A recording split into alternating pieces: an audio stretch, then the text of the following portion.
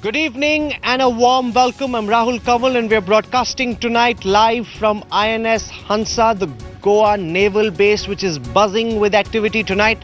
Right behind me, the Chief of Naval Staff just undertook a massive meeting briefing all his officers about Prime Minister Narendra Modi's first visit to a military vessel, and it will be the INS Vikramaditya, the pride of the Indian Naval Fleet, finally ready to hit the seas after much delay, after huge cost overruns. What are Narendra Modi's military challenges, and can he turn India into a regional military power over the next 5 years? That's the center stage face-off for tonight, and joining me are three of the foremost military thinkers in the country. I want to begin by introducing Admiral Prakash, former Chief of the Naval Staff. He's joining us here. Thank you very much, sir, for coming out and participating in this program. With us also on center stage tonight, live from Chandigarh, is General V.P. Malik, former Chief of the Indian Army Staff. With us also at this time is former Chief of the Indian Air Force, Air Chief Marshal Krishnaswamy. I thank all our guests for joining us on center stage. There's volatility in the immediate neighborhood. There's trouble brewing, a terror strike a day in Pakistan, an American drawdown in Afghanistan, massive trouble in Iraq, trouble also in the northeast. What does Modi intend to do? What must he do to help India deal with those challenges? This morning there was a 3-hour meeting between the Chief of the Indian Army Staff, General Bikram Singh, and Prime Minister Narendra Modi, where he gave the Prime Minister a full rundown on India's military challenges at this time. Also presented a massive wish list that the armed forces hope that Narendra Modi will help expedite. Remember, for the last 10 years, weapons purchases have been languishing under AK Antony. India's weapon supplies are now down to critical levels, which is very dangerous given the volatility in our neighborhood. What are the key expectations that the armed forces chiefs have from the Prime Minister, who will be coming here to Goa tomorrow in the morning, his first visit so soon into his tenure? My colleague Shivaru scoops the presentation made to the Prime Minister, which has the whole wish list of critical supplies, critical weapon systems that the armed forces believe Narendra Modi needs to deliver, and deliver soon. This is a Headlines Today exclusive.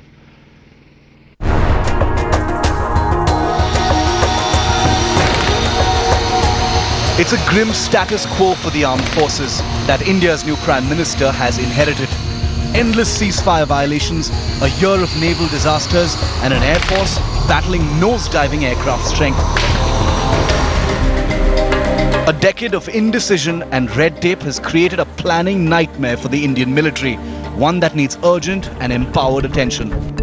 Prime Minister Modi received a 3-hour top-secret briefing today in the Army's War Room by the Chairman, Chiefs of Staff Committee, General Bikram Singh, along with the Defence Minister and National Security Advisor, on the state of India's preparedness. The new government may have started off with the right noises, but this is one of the Modi Sarkar's most daunting missions. India's armed forces are in a precarious position, not just in terms of the chronic lack of modernization, but also as a result of repeated frontier violations by Pakistan and China, the certainty of terror rising with the impending US pullout from Afghanistan, a deadly spike in cyber attacks as a result of inadequate defenses and counterintelligence, the lack of a clear mandate on special operations, and decisions on border infrastructure that simply cannot be postponed any longer. I think the biggest national security challenge is the one of terrorism, and the fact that internal terrorism is likely to grow. Our concentration has so far been either on left-wing extremism or on Kashmir, which we expect to once again start boiling over. The very first thing is the hollowness that has been there. It's about 2 lakh crore worth of defense equipment in Army, Navy, Air Force. Today we are talking about Vikramaditya. Now that is okay for sea dominance. What about sea denial? One submarine after another is giving trouble. It means we don't have sea denial. We've gone in for Vikramaditya and we tried to equip and looking at that direction. For Prime Minister Narendra Modi, boarding the 44,500-ton displacement aircraft carrier INS Vikramaditya is not a joyride. He will come face to face with critical deficiencies that the Indian Navy is grappling with. Helicopters, missiles, torpedoes, aircraft, submarines. For the Prime Minister, the nation and the Navy is looking for solutions, and his time has already started. The three service chiefs have their own personal crises. While the Army chief battles a fresh succession war, the Navy chief was handpicked after his predecessor quit following a spate of accidents at sea. The air chief simply doesn't have enough aircraft to guard India's enormous airspace. 5 years may seem like a long time, but for the military, there isn't a moment to lose. With Gaurav Sawant in Delhi, Bureau Report, Headlines Today. This evening when we arrived at the INS Hansa, INS Vikramaditya with a massive displacement of 44,500 tons was parked very close off the coast of Goa. I've got Admiral Arun Prakash with me, former Chief of the Navy Staff. We've also got at this time General VP Malik with us in Chandigarh and Air Chief Marshal Krishna Swamy, former Chief of the Air Staff. I want to begin by asking you, sir, because the Indian Navy has been through a series of crises in the last several months. With the Navy Chief stepping down, now Modi comes in at possibly a time when the Navy's morale has been hit more than ever before. What do you think are his challenges and how confident are you that he'll be a better Prime Minister for the armed forces than Manmohan Singh? Well, the early signs are excellent because the manifesto that they wrote on did mention security issues quite extensively. The President's address to the joint houses of parliament contains a lot of mention, and the very fact that the Prime Minister has found time within the first 3 weeks of his tenure to visit a military establishment, and that also a ship at sea, I think speaks for their intentions. But the point is that looking at laundry lists or looking at who needs what is only a part of the problem. The malaise in the armed forces is much deeper. It's the consequence of not just 10 years of neglect. I would say it's about 60 years of neglect and not doing the right things. So the Prime Minister needs to look at in two phases. One is the immediate things, the hardware, the equipment, the shortfalls in ammunition and so on. But equally, I think more important is the systemic problems that have plagued the armed forces for 6 decades. They need to be fixed, and he needs to start looking at them right from the word go. You're saying there are problems that have accumulated over 60 years that need to be looked at. General VP Malik, the fact that a Prime Minister in his first month in office finds time to come out clearly when Manmohan Singh was Prime Minister, national security wasn't as much a priority. Given our weak response on terror, given the lackadaisical approach to weapon purchase, several in the armed forces felt that the UPA didn't do a strong job of safeguarding India's national security. Are you completely confident that Narendra Modi will be a far better Prime Minister for the armed forces than Manmohan Singh was in his last 10 years, sir? Rahul, in my opinion, the defense forces of India have gone through a disastrous decade in almost all respects. And if you recall, a few months ago, the important issue in The Economist had said that the Indian leaders are shy of taking interest in military and strategic affairs. So I'm glad that the new regime under Prime Minister Modi, they are taking interest as soon as they have got into the chair. Prime Minister Modi has had some briefing, and he is now visiting the Goa naval establishment. I believe that the Defence Minister is going to J&K tomorrow. So it just goes to show that yes, they have taken interest and they consider armed forces and their requirement as a priority. Now, as I said, we have gone through a disastrous decade. As far as the deficiencies are concerned, we have got maximum deficiencies and hardly any acquisitions have taken place. There has been no modernization, and we have not acquired any new capabilities that need to be done. We've got about the worst civil-military relations these days, and I'm reminded of way back in 60s, the kind of civil-military relations we had that time. The ex-servicemen have been alienated, and the worst I feel is that, and the worst I must tell you is, what I feel is that it seems that the soldier has lost pride in his uniform, and the public, now that is very, very lost alarming. Pride in the soldier. Yes. For and a former chief to say a soldier has lost pride in his uniform and the public has lost faith in the soldier, because the armed forces have been riddled by a series of scams. That's right. Absolutely. And Chief series Marshal of Krishna Swamy, scams, we're seeing civil military. the Defence Minister and the Prime Minister undertake these visits to Kashmir and then to Goa, laced with symbolism. We've heard both the former chiefs say that the intent is right. Do you see that right intent translate into quick action? Because if you do a back of the book envelope calculation on how much money it will take, if all the acquisitions which have been delayed over the last 10 years are to be purchased over the next couple, India's budget will go for a complete toss. So while there is aspiration, there is also the reality of managing the economy at a time when the economy is already down. What expectations do you have from Modi when it comes to the armed forces? And do you think he'll be decidedly better than Manmohan Singh, sir? Well, first what I perceive is it's very he is projected a very very dynamic leadership. I feel very proud, and I feel very what should I say, content and happy that with all the busy schedule that they have, they're given enough time and priority to meet the chiefs and to get to know what exactly the military needs and so on. On the other hand, like our Admiral mentioned, is that it's not all about just purely acquisition. I think we are going overboard with our shortfalls and acquisition and all as though it's all about shopping list. But the most important part, what I expect the new government to do is, unlike the previous government, is to give a clear directive. What do they expect from the military? Now the tasks have not been so very clearly defined. To say, okay, beat the hell out of the enemy is one. And when we say we must build capabilities, what capabilities? The capabilities depend on what the government wants us to do, the military to do. And therefore there has got to be a very clear definition of directives from the government. Now there must Those be are very some important kind of white points that you paper, make. or that there must be clarity exactly now, on what sort of capacities are we building. So if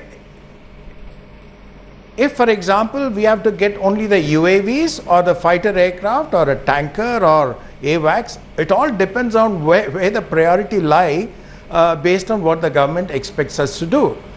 For example, in my own personal view, perception, if the country goes to war, it can't carry on for months. It has got to finish in a couple of weeks' time. The world, and being a nuclear power, they will not let us get into prolonged battles. But that's a very important point that you've raised. That in the eventuality that there is some form of a confrontation in the short term, are we ready to deal with the consequences of that? Given the fact that our submarine fleet is as depleted as it is, recent acquisitions haven't come through, Admiral Prakash, the possibility of a 26/11 type strike, in India's response, because Modi in his election rhetoric was very aggressive. Do you see him seeing that through? What do you think could happen in that sort of a scenario? Is the Navy and are the armed forces together ready for such an eventuality? Yes, I would think so. I think the armed forces are ready to take on anything that the nation wants them to do. But the point is that we must have a plan in hand, and there are three things I would put my finger on. One is that the organization is not right. The organization needs to be fixed. You need to integrate the armed forces with the ministry so that the functioning becomes efficient. That's the biggest shortfall right now. Second is that we can buy all we want, but we must start producing. And if we start today, then in 15 or 20 years, we may have a reasonable military industrial base, but we've got to make a start. No government has attended to this. And third, of course, are the internal problems of the armed forces, which you briefly mentioned. So what we need, first of all, is a defense minister at the earliest, and a man who has the courage and the self-confidence to probe deeply into what's wrong with the armed forces and get on with it.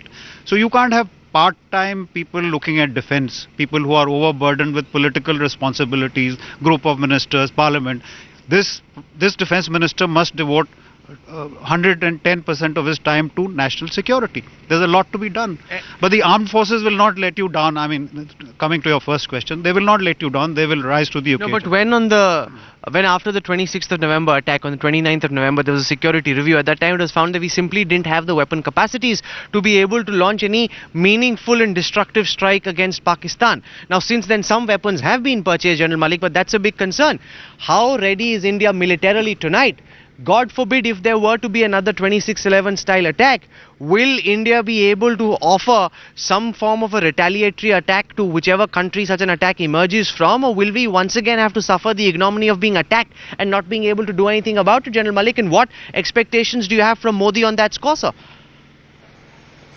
Look, if we prepare our contingency plans and if we make it clear that this is the kind of retaliation we expect in these contingencies, I have no doubt that the armed forces will be able to deliver. And the kind of action that was required at that time, after 26/11, I'm sure that the armed forces were ready, but it depends the clear-cut direction for how many days, what is going to be your objective. And as Air Chief Marshal Krishnaswamy said, that you have to make it very clear to the armed forces, what do you expect them to do? What kind of contingencies are you going to work on?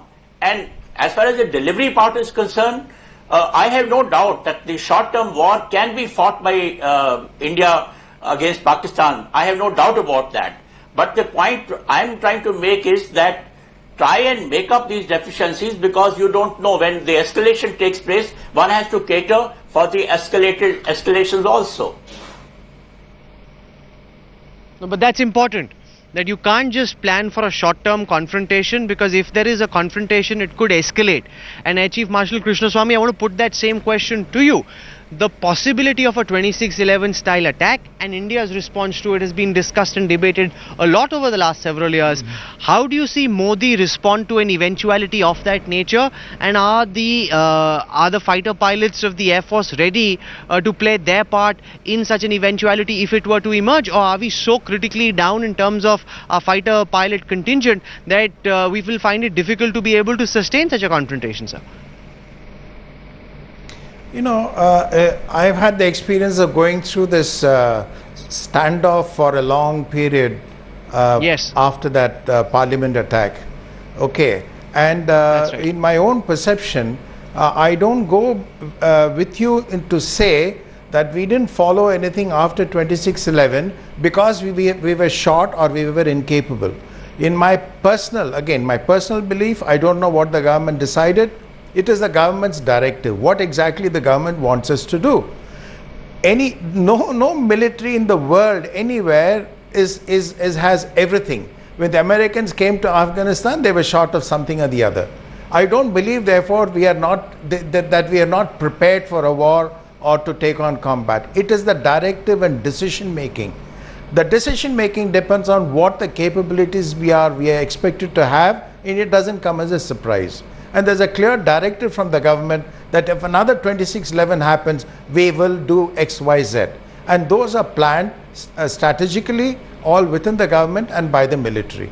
But if there has got to be a clarity, there has got to be a firmness, and I'm very sure that Modi government would give that, and that is all the three of the chiefs, very interestingly for the viewers, have said the problem isn't so much about the ability of the armed forces as much as the will of the political establishment.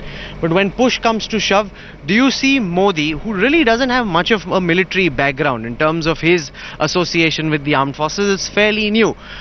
Do you see him being able to demonstrate the sort of resolve that is required? How do you see him being different from a military perspective from Manmohan Singh, given that he's completely untested? You don't know, I don't know, but what's your assessment, sir? Well, from whatever one has seen and heard, I think it's a question of resolve. It's a question of thinking systematically. Coming back to 26/11, any self-respecting country after such a situation would have had an introspection, issued a white paper to see what went wrong and what we'll do in the next time. But today we don't even have a national security doctrine or a strategy. So if 26/11 happens again, the armed forces may be prepared, but is the government prepared? So coming back to your question, I think from whatever one has seen of Mr. Modi during the election, run up to the election, he seems to be a decisive person. He thinks clearly and with clarity of thought and systematically, and he's got a plan in his mind. I think we should give him a fair chance. And from whatever I've seen in the past few years, of all the people one has seen, I think he shows the most promise of really doing something about national security. While he shows the most promise about doing something about national security, General Malik, I want to draw on your experience to deal with the eventuality that you raised, the possibility that a short-term confrontation could turn into something longer-term or could involve retaliation of a kind that you might not expect, especially given that Pakistan is a nuclear-armed neighbor, and could escalate confrontation if it is pushed into a corner. In such a situation, how do you see Prime Minister Modi respond? What would you as Army Chief be telling him? How does the military plan for a contingency of that nature? God forbid if it were to happen, what should be our plan, sir? There are three things that are important in such a situation. Firstly, plan. You have to make your contingency plans. Second, resolve, which we all feel that the present Prime Minister has.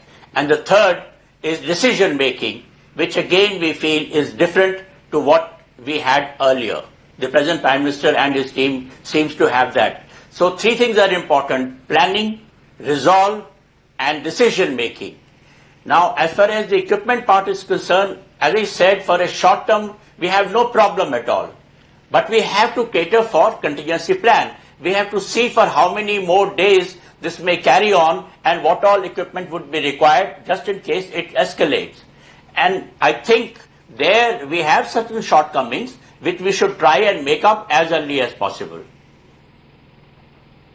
Okay, we're running out of time on this broadcast, but since we are here at the INS Hansa and we'll be on Vikramaditya tomorrow, I want you, sir, to tell our viewers about INS Vikramaditya itself and how much of a game changer it is, because I've been reading a lot of naval literature which suggests that increasingly navies are staying away from aircraft carriers. The new thinking seems to be that they could be sitting ducks, especially given our depleted submarine capabilities. Can we even protect a aircraft carrier once it's out in the sea if there was to be some sort of an escalation? What should people be looking out for, and how much of a game changer is Vikramaditya, which I'm told is not fully armed yet, because the barracks and stuff which were supposed to be armed on the Vikramaditya haven't been bought because of the allegations that were leveled against the weapon manufacturer?